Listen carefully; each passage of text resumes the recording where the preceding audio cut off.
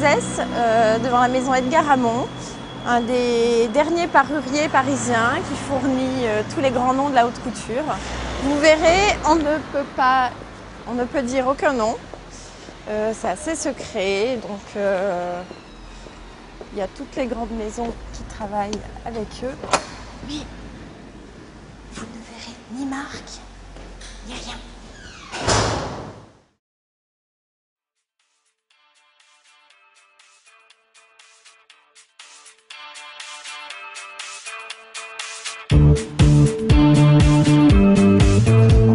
Bonjour, Véronique Lamotte, enchantée.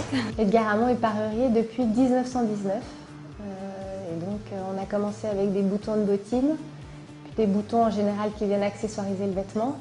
Après on est allé aux ceintures.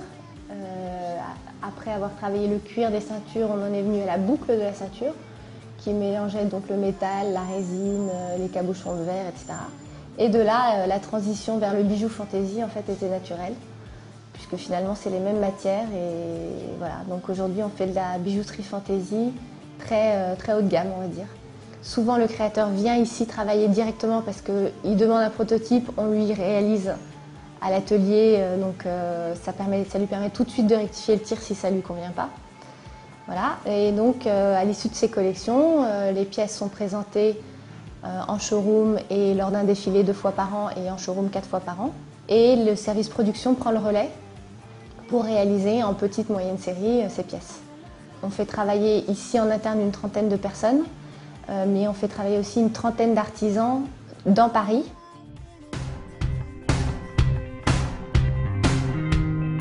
Donc ici on réalise des bijoux pour la presse qui va être livré là. Ici on monte les bijoux, c'est-à-dire qu'en période de collection, on a pas mal de personnes ici qui travaillent pour coller les strass, monter les bijoux, faire tout le boulot assez délicat de montage. Donc là ici, les stylistes travaillent en fait avec les personnes de la collection, donc c'est ici que se montent les collections. Voilà, donc il y a un bric-à-brac de choses diverses et variées en cours.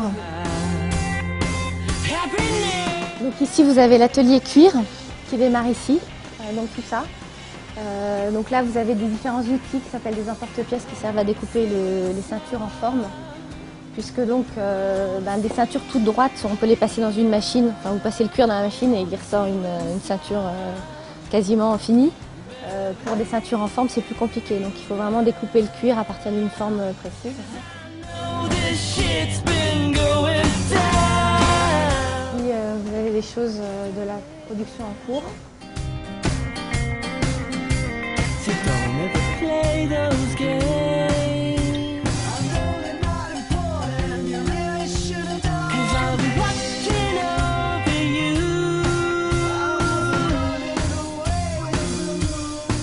Ici c'est l'atelier métal, donc on fait toutes les étapes nécessaires sur le métal. Donc ça peut être de la reprise de fonte quand elles reviennent de la fonderie, il faut les nettoyer un peu ou les reprendre. On fait des maquettes aussi ici, on fait du polissage, on fait de la soudure, voilà. Avec des instruments, vous voyez, très simples.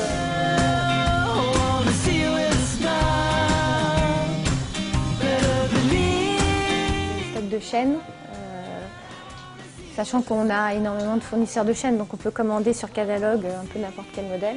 Mais ça permet déjà aux stylistes d'avoir sous la main un aperçu des chaînes qu'ils peuvent utiliser. Donc ici vous avez déjà le stock de cuir. En fait on travaille avec les cuirs que les stylistes nous demandent, mais il peut arriver que en collection il faut justement être très réactif. On travaille directement avec un échantillon qu'on a en stock. Voilà. Ce que vous voyez là, les 4 étagères, ce sont que des strass.